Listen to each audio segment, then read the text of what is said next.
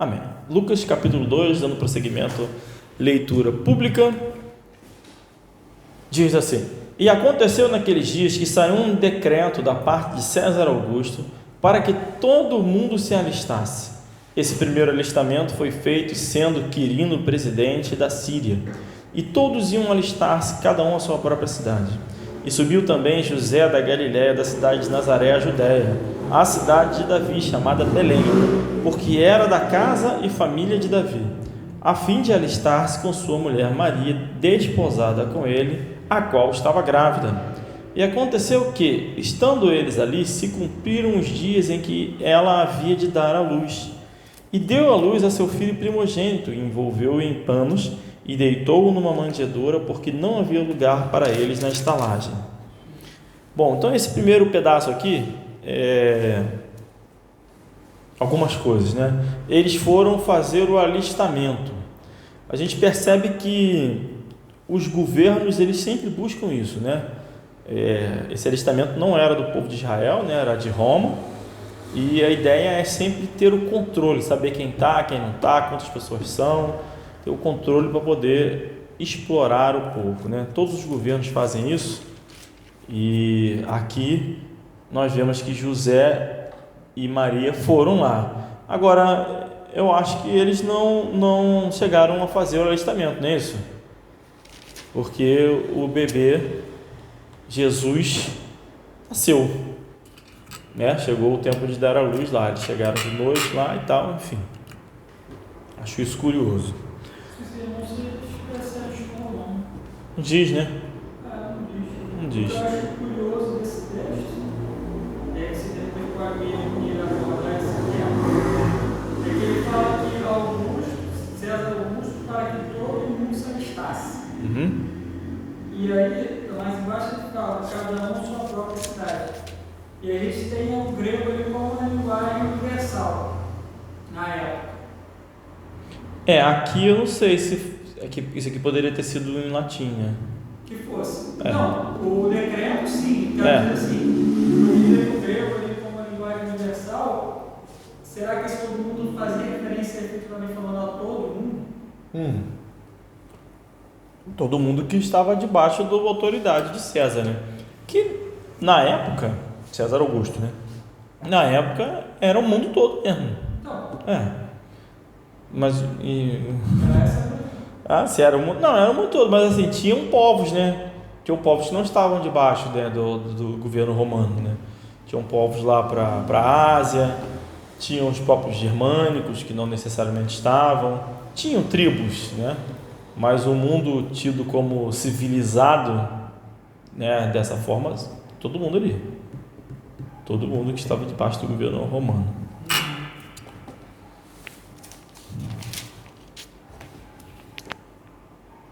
Ora, havia um trabalhão, né? Imagina isso. Depois tem que mandar tudo para Roma, uma coisa de doido, né? Essa é a vantagem dessa época, né? Hoje em dia, rapidinho chega tudo lá no governo central. Isso é ruim, muito ruim. Ora, havia naquela mesma comarca pastores que estavam no campo e guardavam durante as vigílias da noite o seu rebanho. E eis que o anjo do Senhor veio sobre eles, e a glória do Senhor os cercou de resplendor, e tiveram grande temor.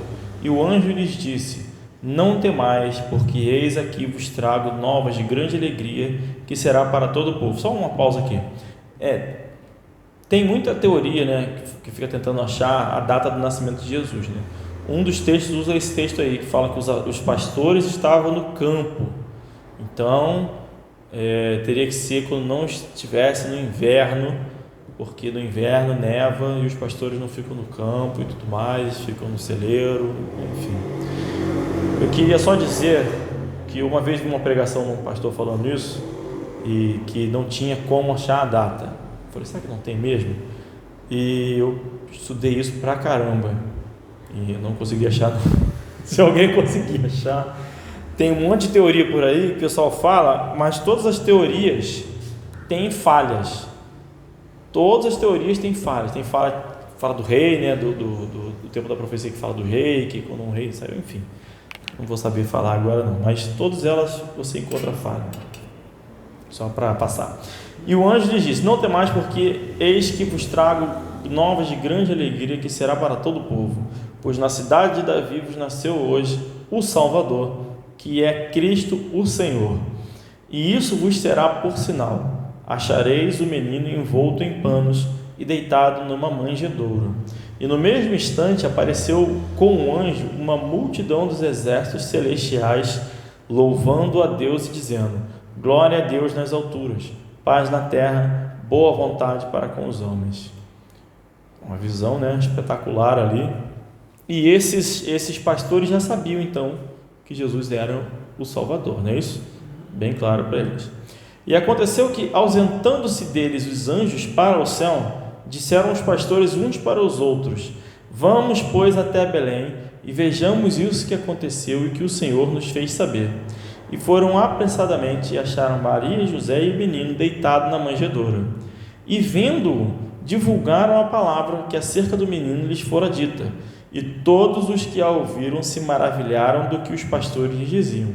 Mas Maria guardava todas estas coisas, conferindo-as em seu coração.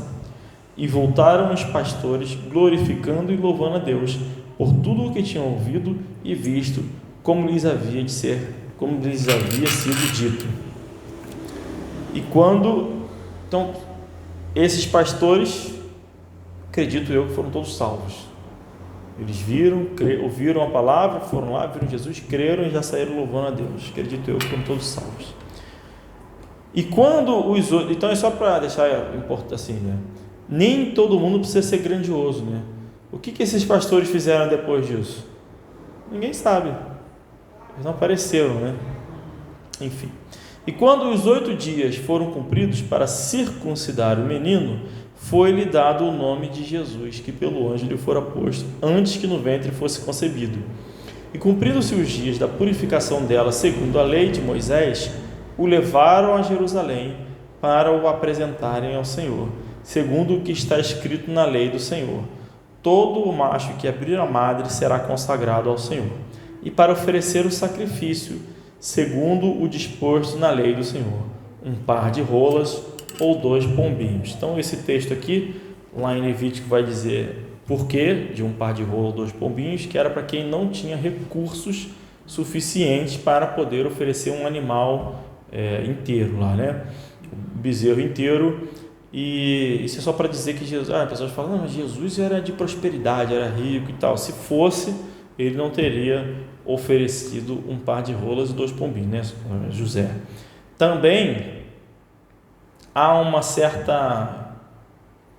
um número de gente que cria uma certa discussão em cima disso aqui, dizendo que a Bíblia se contradiz aqui.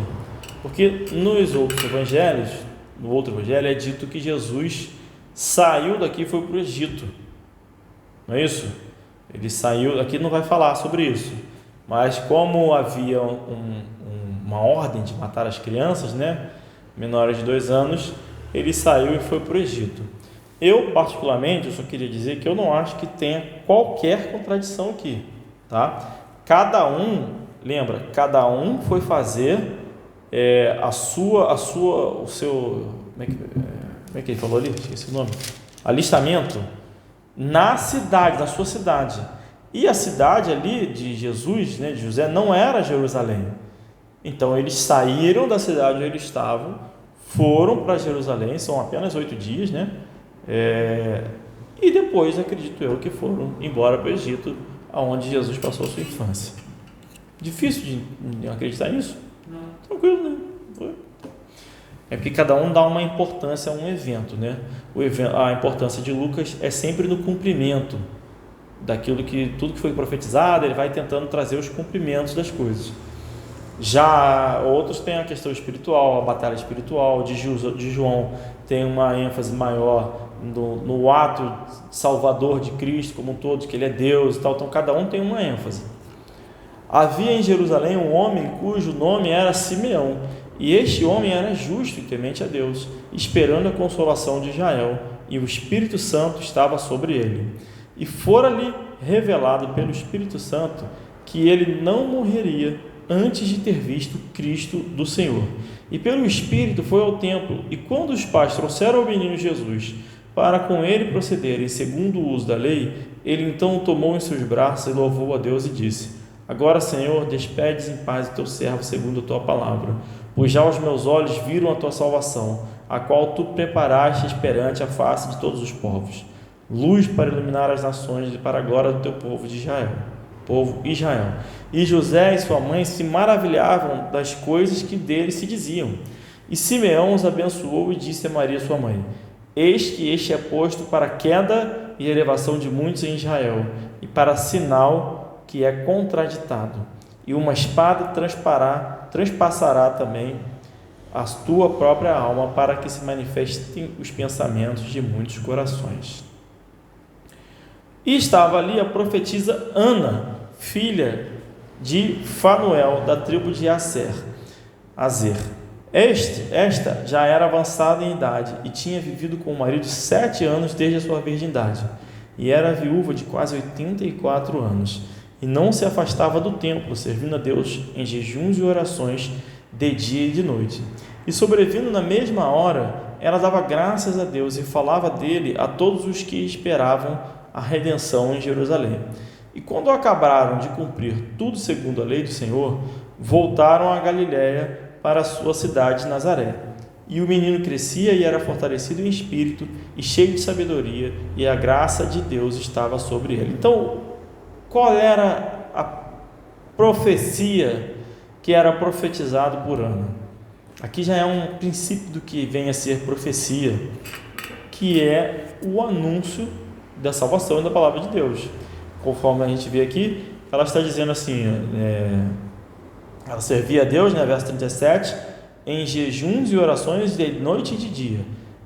E depois, sobrevindo na mesma hora, ela dava graças a Deus e falava dele a todos os que esperavam a redenção em Jerusalém. Então era esse o seu papel de profecia. Então, há alguns textos, a mulher é proibida de falar, né, na igreja e tudo mais, mas ela não é proibida de pregar a palavra, de ganhar almas, de fazer a obra do Senhor.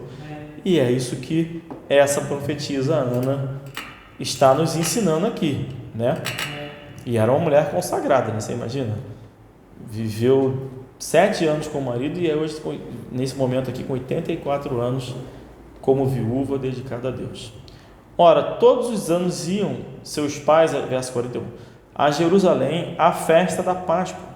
E tendo eles já 12 anos, subiram a Jerusalém segundo o costume do dia da festa. Então aqui, mais uma vez, todos os anos eles iam a Jerusalém, não é isso? Na festa da Páscoa.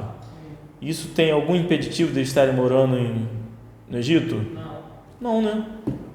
Todo ano eu vou visitar minha avó em Campos, né? Tranquilo. E regressando eles, terminados aqueles dias, ficou o menino Jesus em Jerusalém, e não o soube José nem sua mãe. Pensando, porém, eles que viria... Então, quantos anos tinha aqui? 12 anos. Pensando, porém, eles que viria de companhia pelo caminho, andaram o caminho de um dia e procuravam-no entre os parentes e entre os conhecidos. Como não o encontraram, voltaram a Jerusalém em busca dele. E aconteceu que, passados 3 dias, o acharam no templo, assentado no meio dos doutores, ouvindo-os e interrogando-os, e todos os que o ouviam admiravam a sua inteligência e respostas. E quando o viram, maravilharam-se, e disse-lhe sua mãe: Filho, por que fizeste assim para conosco? Eis que teu pai e eu, ansiosos, te procurávamos. Então aqui, vamos ler o 49, né? E ele lhes disse: Por que é que me procuráveis? Não sabeis que me convém tratar dos negócios de meu pai? E eles não compreendiam as palavras que lhes dizia. Então aqui nós vemos 2 características interessantes, né? Uma é a dos pais de querer ficar protegendo seus filhos, né?